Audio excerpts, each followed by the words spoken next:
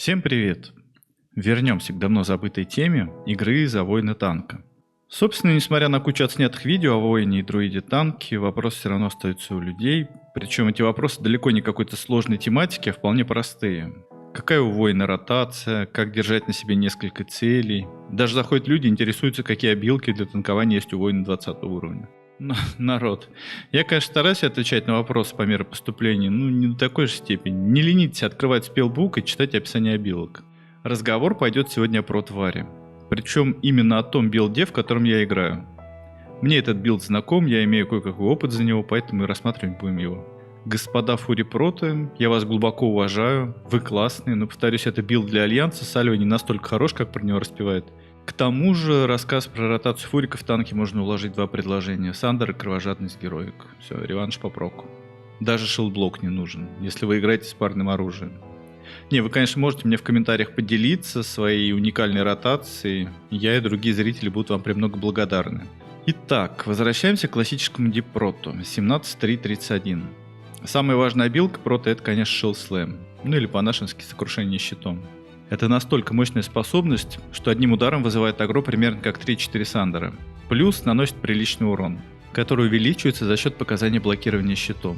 На большинстве танковских вещей этот показатель встречается, поэтому на выходе получается двойная польза. Начиная атаку и стартуя Shield Slam, цель получает очень хорошее бурстовое агро, которое на первых секундах сорвать очень трудно. Про то, что он снимает еще и положительный баф из цели, тоже не забуду упомянуть. Не бог весть какая полезная способность в ПВЕ, но тем не менее. Иногда забавно наблюдать в рекаунте танка, занимающего какие-то места по рассеиванию. С этим уяснили. Играя по одному таргету, Shield Slam применяем по КД. Далее вторая способность по важности — реванш. Прокает он очень часто, особенно если вы не забываете прожимать шилдблок.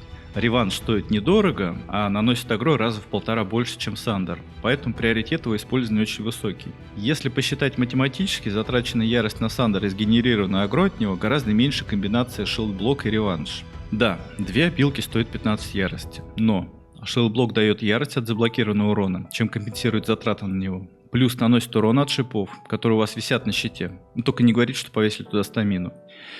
И генерирует 100% прок реванша. Далее по приоритету идет раскол брони. Раскол или Сандер Армор наносит фиксированное количество агро, ломает броню, что тоже очень важно. Поскольку, находясь в каком-нибудь спелкливе, вы заметно повышаете себе урон и, соответственно, агро. Ну а милики, которые не хотят помогать вам вешать на цель Сандеры, тоже, наверное, скажут вам спасибо. Ну или не скажут. Механика Сандера такова, что после набора капа из 5 стаков генерация агро не заканчивается. То есть, продолжая навешивать раскол, мы продолжаем генерить агро. Привет, танки 20 уровня. Это ваша основная способность, которая вам танчить вплоть до 60 уровня. Ну, пока не возьмете ПВЕ билд. Биндим Сандер на самую удобную кнопку и не ломаем себе голову над самой эффективной ротацией. Спам Сандеров — это как раз она. Теперь героик. Героик — это мощная способность, генерящая большое количество угрозы, но у него есть один существенный минус. Механика следующего удара, не позволяющая генерить ярость от автоатаки, поэтому условно его стоимость получается даже выше, чем визуально кажется. То есть тратим ту ярость, которая на него требуется, и не получаем ту ярость, которая теоретически должна была быть сгенерена от автоатаки. Но это не значит, что это настолько неэффективная способность. При танковании 5 people данжей, да, можно про героик забыть, но при танковании боссов урон, который по нам прилетает, генерит просто огромное количество ярости, которое мы при всем желании не сможем слить всеми способностями, имеющимися в арсенале. Поэтому тут нужно подходить к вопросу гибко. Солить ярость не имеет смысла. Весь принцип сводится к тому, чтобы максимально быстро слить рагу в цель.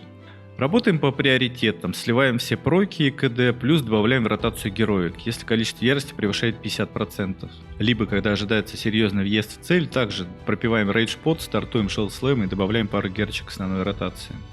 Еще один плюс героика в том, что это желтая атака, а следовательно требует меньше хита, и шанс промазать им меньше. Ну а фурики, которые получают более высокий урон от босса, чем проты, и набирающие ярость больше, героик могут спамить постоянно, поскольку арсенал способностей у них в принципе не богатый. И, кстати, возвращаясь к теме быстрого оружия для танка, быстрое оружие для танка выбирается именно для того, чтобы как можно чаще спамить героик. Поскольку он привязан к скорости оружия, то от того, насколько оно у вас быстрое, вы можете максимально быстро слить ярость в короткий отрезок времени. Например, на старте боя. Это самое основное, для чего танки выбирают быстрое оружие. Количество набора ярости от скорости никак не зависит. Многие ошибочно предполагают, что чем чаще удары, тем больше генерится раги. Совсем не так. Медленное оружие генерит за один удар много ярости, быстро и мало. А в среднем за одинаковый отрезок времени количество сгенерированной ярости обеими оружиями равное. Ну и опять же, возвращаясь к тому, что героика механика следующего удара, и применяя вместо атаки способность, мы теряем недополученную ярость. С быстрым оружием эта потеря теоретически меньше. Ну, поскольку интервал между ударами чаще, и потеря одной автоатаки не так существенна. Но это если вдаваться уж совсем в тонкости. По факту же, львиная доля ярости к нам приходит от полученного или заблокированного урона. И ярость, полученная от нанесения урона, настолько небольшая, что даже не стоит в этом плане заморачиваться. На прокачке мы выбираем любое удобное для нас оружие, медленно, быстро, и играем с одинаковой эффективностью. К обилкам снижения урона тоже надо подходить гибко. Против одного таргета юзать их, конечно, рекомендуется, но опять же не в ущерб агро. Деморалис и громовая поступь — это на секундочку 35 ярости, которые надо где-то раздобыть, повесить, потратить несколько ГКД. Причем деморалис еще может несколько раз разочков срезистить. За это время озверевшие дамагеры гарантированно агро сорвут. Смотрите по ситуации, позволяют ли условия боя это сделать, либо возложите эту почетную обязанность на кого-то другого. Ну или если вы им тэшите босса, пока остальные разбирают адов, есть возможность похалявить. Деморалис все равно вешать придется, поскольку, как я уже говорил, коэффициент снижаемого урона от силы атаки у босса намного выше, чем у простых мобов. Поэтому это надо учитывать. Вопрос только в какой момент вешать негативный эффект. Про дизарм говорить не буду, большинство боссов к нему иммунны. Теперь про самый опасный отрезок времени – экзекут-фаза. Когда у босса остается 20%, фурики вырубают безрассудство, бурсты и со всей дури начинают херачить экзекутами. Такой въезд выдержать очень тяжело, поэтому воспользуемся простым триксом. На 20% прожимаем таунт, через 5 секунд дразнящий удар, после еще раз таунт и в завершении, если еще остается время, АОЕ таунт. За это время босса в теории должны ушатать. Переходим к самой больной теме. Не все воины прозябают в рейдах, большую часть игрового времени занимает, конечно же, танкование 5 прибыльных инстов. И основная проблема у многих танков — это не удержание одной цели, с этим-то как раз все нормально, а удержание нескольких мобов одновременно. Современный геймплей не предполагает прохождение инстов через контроль больших патчиков. Времена, когда магии цели шиповали, а роги сапали, канули в лету. На сегодняшний день преобладает Лич Кинг Heroic Style, когда танк, не заботясь о количестве мобов, пулит пак целиком, и дамагеры все это уешут как могут. О том, чтобы сливать цель по одной, ассистируя танку, четко по меткам, об этом можно услышать только из каких-то фантастических баек. Если вы попытаетесь рандомную группу призвать к грамотной и последовательной игре, можете нарваться на весьма негативные отзывы о своей персоне и будете после научиться танковать. Поэтому забыли о том, что в инстах присутствуют адекватные игроки, и настраиваемся на полных отморозков с абсолютно невменяемым видением, как эффективнее сливать пак. Итак, идеальное начало пула — это, конечно, пул со всеми рабочими кулдаунами и хоть с какой-нибудь стартовой яростью. Я рекомендую после каждого пака, когда добиваете последних мобов, не сливать оставшуюся ярость, а наоборот накапливать ее перед следующим пулом. Этот трикс применяется как в данжах, так и в рейдах. Начинать пул с уже имеющейся яростью намного комфортнее. Если ваш рейд не слишком медлительный и интервалы между пулами небольшие, то это вполне реально исполнить. О том, как начинать пулить пак, зависят разные обстоятельства. Выпал за угол или чардж толпу возможно ли в том случае, когда рядом стоящие паки не представляют опасности. Чардж — это опасное начало боя. Кроме лишних сагренных мобов, еще возможен вариант, что хил не успеет до вас добежать. В любом случае виноваты будете вы, поскольку у хила найдется миллион причин, чтобы отмазаться. Почему упал танк? Он был в лосе, в ямке, за столбом, я не успел добежать и вообще. Поэтому все нужно делать сознанием дела. Как бы там ни было, чардж — самое эффективное начало боя с нулевой яростью. Накидываем на себя Berserk Rage. Это 10-секундный баф, который кроме защиты от фира дает нам экстра набор ярости. И пока вы не переключились в деф-стойку и не потеряли при смене стойки сгенерированную ярость, нужно ее оперативно потратить. В идеале у вас должен быть талант тактическое мастерство, который при смене стоек сохраняет до 25 ярости, в зависимости от ложных очков. Если вы какой-нибудь фури-прот, то скорее всего у вас этого таланта нет, и ваш удел вечно сидеть в деф-стойке. У прота более гибкий геймплей. Благодаря наличию тактик мастере он легко адаптируется в бою. Mocking Blow, интерсепт, громовая поступь, накидывание Berserk Rage — все это легко делается без потери ярости. Поэтому рекомендуется сразу после чарджа сменить стойку на защитную. И уже после этого вешаем на пак Деморалис и боевой крик. Почему в таком порядке? В деф-стойке коэффициент угрозы выше, и соответственно эффект от ваших криков будет лучше. Деморалис имеет агро-эффект только при накладывании его первый раз.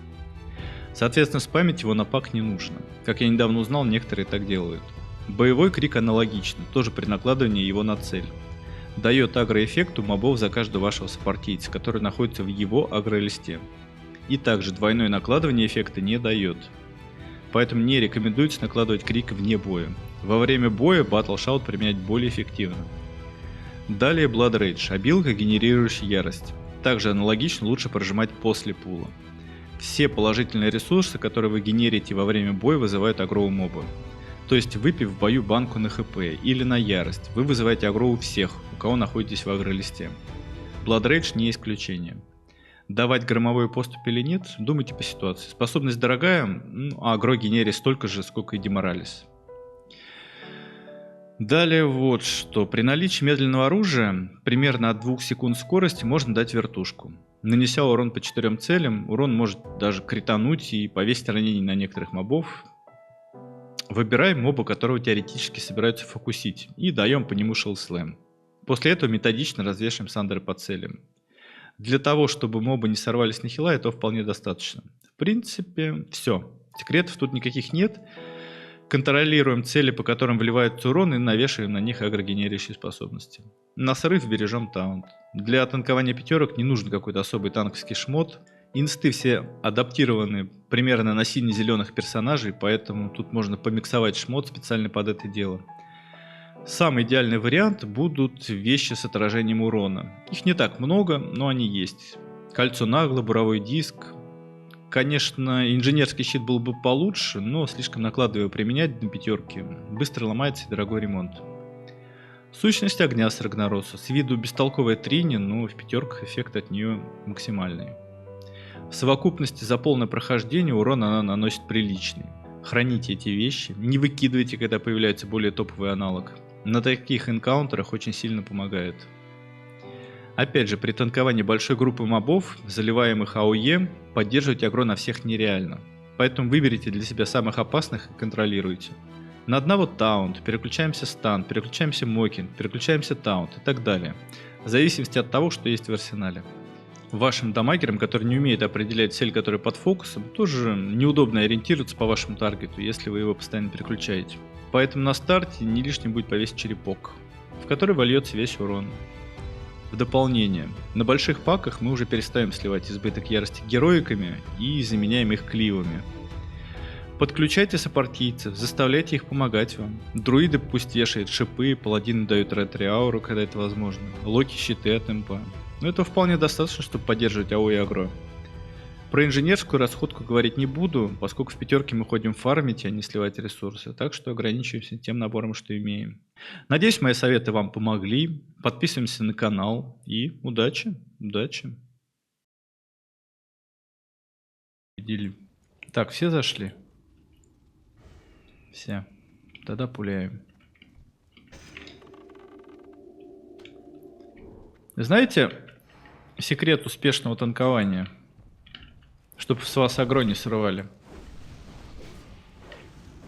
Самый эффективный... Ой, забыл, надо же косты сбивать.